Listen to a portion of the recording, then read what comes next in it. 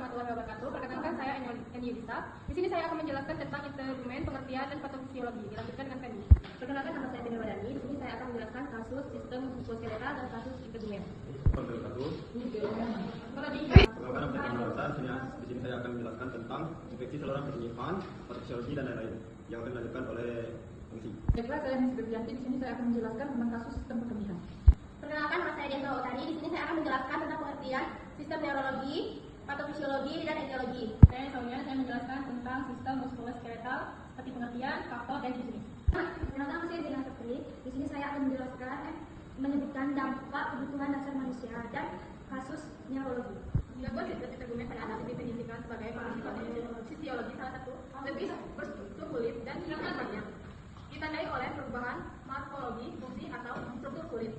Patofisiologi salah satunya dermatitis fotopik yang disebabkan oleh interaksi antara suseptibilitas, genetik, atau kelainan sistem imun dan respons. Klasifikasi gangguan integumen pada anak. Yang pertama, gangguan inflamasi imunologis, dramatis atopik di dalam utama memburuk di malam hari saat berkeringat dan aktivitas fisik. Yang kedua, gangguan infeksi kulit, impetigo, tanda dan gejala diawali dengan kemunculan vesikel atau pustul berukuran kecil. Yang ketiga, ada gangguan fisik traumatik, luka bakar, derajat 1, etima difus, kering, dan nyeri pekat. Derajat 2, superficial, bula serous jernih. Derajat 3, dalam bula, besar atau pecah, dan dasar pecah merah. Nama saya Feni Wadani. Di sini saya akan menjelaskan kasus sistem integumen, di mana pasien bernama anak E, perempuan dengan keluhan utama gatal basal di seluruh tubuh selama lebih kurang dari 2 bulan dan gatal memberat ketika beraktivitas dan berkeringat. Diagnosa keperawatan yang dapat dari hasil pengkajian yaitu gangguan identitas kulit berhubungan dengan penurunan kelembapan sterosis dan ditandai dengan makula hiperpigmentasi, bervariasi di sekitar dada dan menyebar ke tubuh. Intervensi keperawatan yang akan diberikan yaitu perawatan integritas kulit dengan mengidentifikasi penyebab gangguan integritas kulit dari produk berbahan dasar alkohol kulit kering, anjurkan memakai pelembab. Setelah tindakan perawatan 3 kali 24 jam, diharapkan integritas kulit meningkat dengan kriteria hasil kerusakan kulit menurun, serosis kulit kering serosis menurun, serosis kemerahan membaik. Terakhir ada evaluasi swab. Subjektif, pasien mengatakan nyeri sudah mulai berkurang. Objektifnya, kusta kuning madu di area perioral dan personal sudah mulai terlepas. Analisisnya, masalah integritas kulit atasi sebagian, dan planningnya lanjutkan intervensi perawatan integritas kulit. Dan kasus tentang sistem muskuloskeletal. Di sini pasiennya bernama anak E dengan keluhan utama nyeri hebat di bagian kanan sejak 4 jam yang lalu akibat jatuh dari motor. Diagnosa keperawatan yang didapat dari hasil kajian yaitu nyeri akut yang berhubungan dengan fraktur femur ditandai dengan skala nyeri 8/10, wajah tampak gerimis dan gelisah. Intervensi atau penanganan yang dapat diberikan yaitu manajemen nyeri, di mana mengidentifikasi lokasi nyeri, intensitas nyerinya, berikan posisi nyaman, dan kolaborasi pemberian analgetik. Setelah dilakukan tindakan 3 kali 24 jam, diharapkan tingkat nyerinya menurun dengan kriteria hasil skala nyeri menurun dari 8/10 ke 2-3/10. Wajah tampak gerimis yang menurun, gelisah menurun. Terakhir ada evaluasi, di mana evaluasi swab. Subjektifnya anak mengatakan nyeri berulang skala 2-3/10. Objektifnya wajah tampak tenang tidak gerimis. Analisisnya masalah nyeri akut teratasi sebagian. Planningnya lanjutan manajemen. Jadi saya akan menjelaskan tentang SK atau infeksi saluran kemih pada anak. SK adalah kondisi di mana terdapat pertumbuhan mikroorganisme patogen di dalam saluran kemih yang normalnya bersifat steril, disertai respon inflamasi yang dapat menimbulkan berbagai gejala klinis. Setelah itu, patofisiologinya ialah mekanisme terjadinya ISK umumnya melalui jalur ascending, yaitu kuman dari daerah perineum dan saluran pencernaan bermigrasi menuju uretra dan naik ke kandung kemih.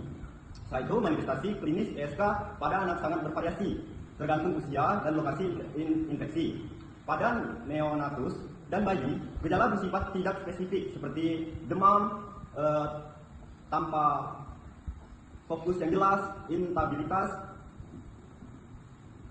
malas minum, icteus berkepanjangan, dan gagal tumbuh. Setelah itu, jenis dan gangguannya ialah sistem sistitis atau infeksi dinding kandung kemih. Gejalanya ialah sering pipis, nyeri saat pipis, pipis sedikit dan lain-lain. Setelah itu, uretritis, infeksi saluran keluar pipis. Gejala gatal, nyeri saat mulai pipis, keluar sedikit-sedikit, dan lain-lainnya. Baiklah, itulah saja penjelasan dari saya. Setelah itu akan dilanjutkan oleh Nancy. Terima kasih. Baiklah, saya Nancy Febrian Putri, NIM 22421472. Di sini saya akan menjelaskan tentang aspek dari kasus tersebut, yaitu keluhan utama anak R bengkak pada seluruh tubuh, perut membesar, sesak napas ringan, dan nafsu makan menurun. Diagnosa perawatannya salah satunya yaitu hipervolemia, ya, yaitu dengan hipertensi. Terus intervensinya monitor tanda vital setiap 4 jam, monitor intake sampai output cairan secara ketat setiap 8 jam. Terus monitor derajat edema. Dan ada juga kriteria hasilnya, yaitu keluhan nyeri menurun, meringis menurun, gelisah menurun, frekuensi nadi membaik, terus anak dapat beristirahat dengan nyaman. Evaluasinya yaitu nyeri akut, anak mengatakan nyeri sudah berkurang, ekspresi wajah tenang tidak meringis, anak dapat tidur dan beristirahat. Terima kasih. Saya di sini akan menjelaskan tentang gangguan sistem neurologi kejang demam pada anak. Pengertian kejang demam adalah suatu kondisi di mana kenaikan suhu tubuh secara meningkat cepat. Etiologi dan faktor risiko. Etiologi yang diketahui memicu kejang misalnya ketidakseimbangan elektrolit, hipoglikemia atau penyalahgunaan zat, dan riwayat kejang. Faktor risiko utama yang pertama adalah infeksi virus, riwayat keluarga atau genetik. Dan yang ketiga, keterlambatan perkembangan serta kebiasaan merokok. Patofisiologinya adalah gangguan peredaran darah yang mengakibatkan hipoglikemia sehingga menimbulkan permeabilitas kapiler dengan timbulnya edema pada otak yang mengakibatkan kerusakan neuron di otak.